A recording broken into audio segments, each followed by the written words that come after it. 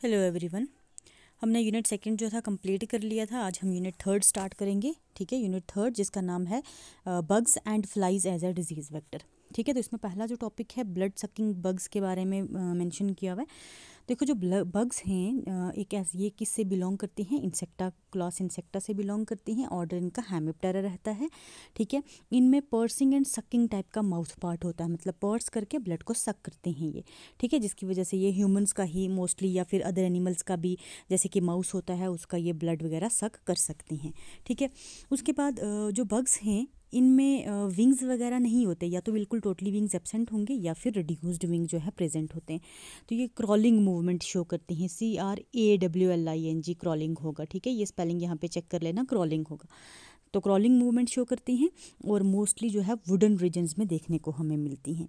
अच्छा, उसके बाद ये डायरेक्टली कोई भी डिजीज़ को ट्रांसमिट नहीं करती हैं, बट अगर इनके अंदर कोई पैरासाइट रहता है, ठीक है, तो उस वजह से ये क्या करती हैं, डिजीज़ को ट्रांसमिट कर सकती हैं। ठीक, अब जो बेड बग से या बग से जो मोस्ट कॉमन डिजीज़ ट्रांसमिट होती हैं वो हमारे पास कौन कौन सी हैं, जैसे कि फेशियल या स्किन पे हमारी क्या हो जाती हैं, रैशेज़ वगैरह हो जाती हैं। Disease, the most common disease spreading bugs.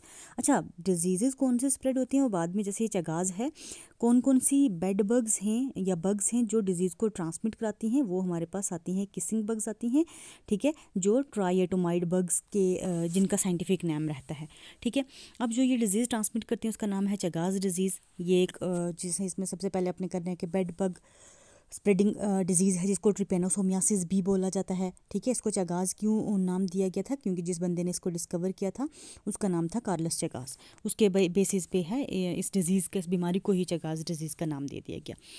उसके बाद इसको ना क्या माना जाता है कि ये बड़ी इग्नोरेंट डिजीज़ रही है, इसके तरफ लोगों का उतना ध्यान नहीं गया, क्योंकि ये बहुत ज़्यादा पाई जाती थी कि इसमें लो इकोनॉमिक रीजन्स में, मतलब जो थोड़े लो इकोनॉमिक रीजन्स थे, ऐसे लोग जिनके पास उतना, मतलब सिंपल ये बात मान लो गरीब लोगों में थी, तो उसके बेसिस पे इसको इग्नोरेंट डिजीज़ भी माना जाता है। ठीक, देन उसके बाद इसका कॉजेटिव एजेंट क्या रहता है। कॉजेटिव एजेंट हमारे पास एक प्रोटोजोन पैरासाइट है जिसका नाम है ट्रिपेनोसोमा क्रूजी। ठीक है, ट्रिपेनोसोमा क्रूजी जो है ये पॉलीमॉर्फिज्म शो करता है, मतलब इसकी दो से ज़्यादा मॉर्फोलॉजिकल फॉर्म्स होती हैं। ठीक है, कौन कौन सी, जैसे ए मेस्टिगोड है, लेप्टोमोनल है, स्ट्रिथिडियल है और ट्रिपेनोसोमल की 4 इसकी फॉर्म्स होती हैं। ठीक, अब अगर ट्रिपेनोसोमा की बात करें तो डाइजेनेटिक पैरासाइट, मतलब 2 होस्ट में रहता है। एक तो हम ह्यूमंस में आ जाएगा, एक जो ट्राइएटोमाइट या बेडबग जिसको हम बोलते हैं उसमें रहता है। ठीक, हमारी बॉडी में ए मेस्टिगोड फॉर्म रहती है। ठीक, और उसके बाद हमारी बॉडी में रहती कहाँ कहाँ पे, ब्लड में होगी, लिम्फ में होगी, सेरिब्रोस्पाइनल फ्लूइड में रहती है। अगर इसकी ट्रांसमिशन की बात करें तो ये बाइट ऑफ बेड बग की बाइट से ही जो है ट्रांसमिट होती है। ब्लड ट्रांसफ्यूजन से ट्रांसमिट हो सकती है। मदर टू ऑफस्प्रिंग जो है अम्बिलिकल कॉर्ड के थ्रू ट्रांसमिट हो सकती है। मदर के मिल्क से बेबी में आ सकती है। ऑर्गन ट्रांसप्लांटेशन वगैरह से भी आराम से ये ट्रांसमिट हो जाती है। इंक्यूबेशन पीरियड इसका 3 to 8 डेज़ रहता है, और ये कभी कभार मंथ्स से लेके ईयर्स तक भी वेरी करता है, बट बड़ा वो रेयर होता है। नॉर्मली 3 to 8 डेज़ में सिम्टम्स जो हैं इसके शो हो जाते हैं। ठीक, अब इसके साइंस एंड सिम्टम्स हैं कुछ एक हमारे पास। तो साइंस एंड सिम्टम्स में सबसे पहले देखो, सबसे रैशेज़ होना, खारिश होना शुरू हो जाएगी, ज़ख़म बनना शुरू हो जाएंगे। कहाँ पे, माउथ और आइज़ के अराउंड।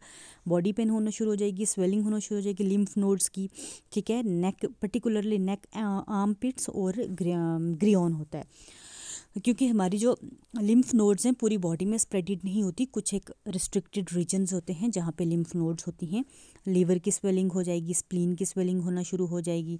ठीक है, आईलिड्स की स्वेलिंग होना शुरू हो जाएगी, जिसको हम बोलते हैं रोमन्स अपीयरेंस।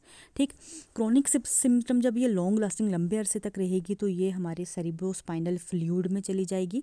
ठीक है, ये वहाँ जाके एक्यूमुलेशन जुड़ जाएगी, जिसकी वजह से स्लीपिंग सिकनेस होना शुरू हो जाती है। ठीक है, लेथार्जिक बंदा बड़ा लेज़ी सा हो जाता है, एनीमिया हो जाता है, ब्लड की डेफिशिएंसी हो जाती है, बंदे को वीकनेस फील हो जाती है। उसके बाद इसकी जो ये ट्रिपेनोसोमा है हमारी बॉडी में, इसकी ऑटोलिटिक डिकम्पोजिशन होना शुरू हो जाती है हमारे ब्रेन में, जिसकी वजह से बंदा अनकॉन्शियस हो जाता है, मतलब बेहोश होने लग जाता है, और डेथ भी हो सकती है इसकी वजह से। उसके बाद ये हमारी ओसोफेगस की भी स्वेलिंग करवा सकता है। कोलोन जो लार्ज इंटेस्टाइन का पार्ट होता है उसकी भी स्वेलिंग करवा सकता है जब हम इसको इंजेस्ट कर लें अगर किसी वजह से। ठीक, अब इसको डायग्नोज कैसे पहचानना है, तो पहले तो ब्लड टेस्ट किया जाएगा, अगर उससे नहीं टेस्ट होता तो एलिज़ा किया जाता है, ELIZA। ठीक है, एलिज़ा एक एंजाइम लिंक्ड इम्यूनोसॉर्बेंट एसे, ELISA, इम्यूनोसॉर्बेंट एसे। ठीक है, ट्रीटमेंट या थेरेपी क्या है, देखो कोई प्रॉपर वैक्सीन अभी तक इसकी नहीं बनी है, सिंपली हम इसको ट्रीट करते हैं एंटी पैरासिटिक ड्रग्स वगैरह, जैसे बेंजीडाजोल है, ठीक है, सुरामिन सोडियम है, ये कुछ एक यूज़ की जाती हैं इस डिज़ीज़ को ट्रीट करने के लिए। उसके बाद हमारे पास देखो इसके प्रोफाइलैक्सिस, हमने प्रिवेंटिव मेजर जिनको हम बोलते हैं, बग्स को किल करना है इंसेक्टिसाइड स्प्रे की यूज़ से, या फिर इंसेक्ट रिपेलेंट यूज़ करने हैं, अपने आसपास पूरी साफ़ सफाई मेंटेन करके रखनी है।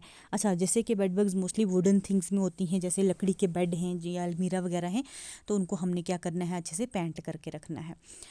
उसके बाद अगर जैसे कि इन्फेक्शन हमारे घर में आ चुकी है, हमारे कपड़ों में ऑब्वियसली होंगी, तो हमने उनको क्या करना है, प्रॉपर सनलाइट में रखना है, अच्छी खासी धूप लगानी है ताकि उनकी किलिंग हो जाए। तो बच्चे ये इसकी तो अलग अलग फॉर्म्स हैं, ये एमेस्टिगोट, लेप्टोमोनल, सिथ्रिडियल है, ट्रिपेनोसोमल, ये इसकी 4 फॉर्म्स हैं। अब इसके बाद अगला जो आपका टॉपिक मेंशन किया हुआ है, bed bug as a mechanical vector.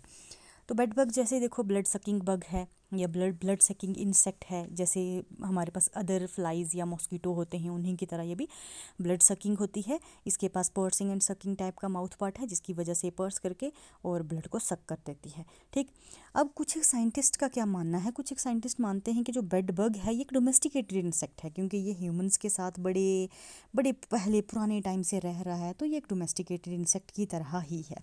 ठीक है, अब उसके बाद हमने नेक्स्ट जो है बेड बग की जो बॉडी है वो 3 रीजन्स में डिवाइड होती है, हेड, थोरेक्स एंड एब्डोमेन। ठीक, उसके बाद थोरेक्स पे 3 पेयर ऑफ वॉकिंग अपेंडेजेस होती हैं, और विंग्स जो हैं या तो टोटली एब्सेंट होंगे या तो रिड्यूस्ड हो जाएंगे, एक्ट करते हैं वेस्टिजियल ऑर्गन। वेस्टिजियल ऑर्गन का मतलब जिनका कोई काम नहीं होता।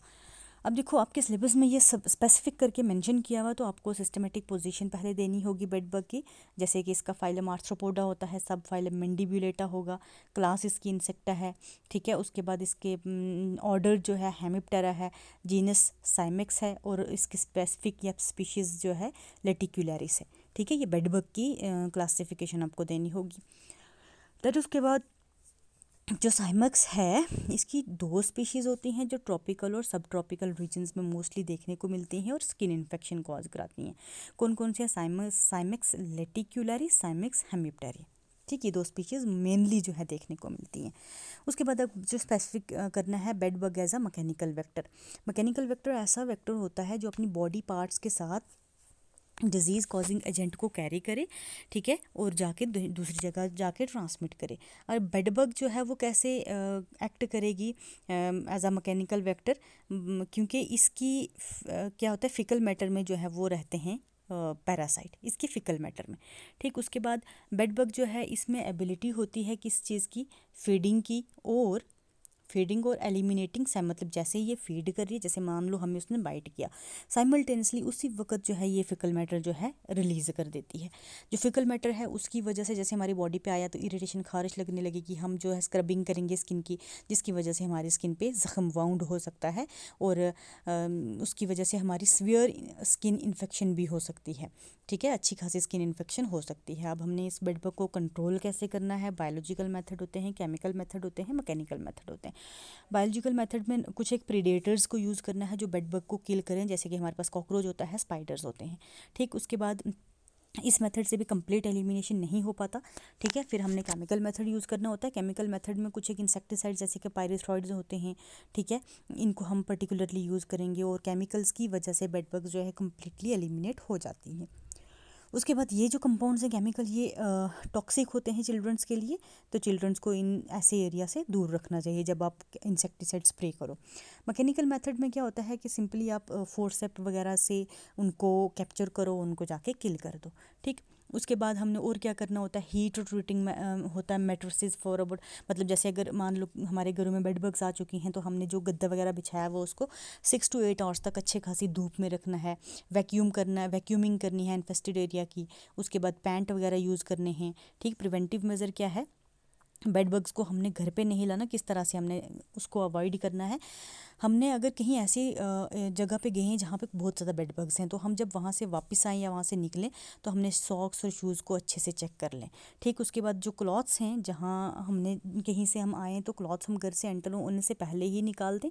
ठीक है, कहीं बाहर निकाल दें और उनको अच्छे से हॉट वाटर गर्म पानी में धोना है।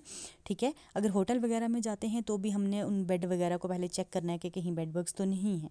ठीक है, उसके बाद जो बैग हम साथ लेके जाते हैं उसको नीचे फ्लोर पे नहीं रखना, बल्कि उसको थोड़ी रेज्ड जैसे टेबल वगैरह होगा उस पे रख देना है।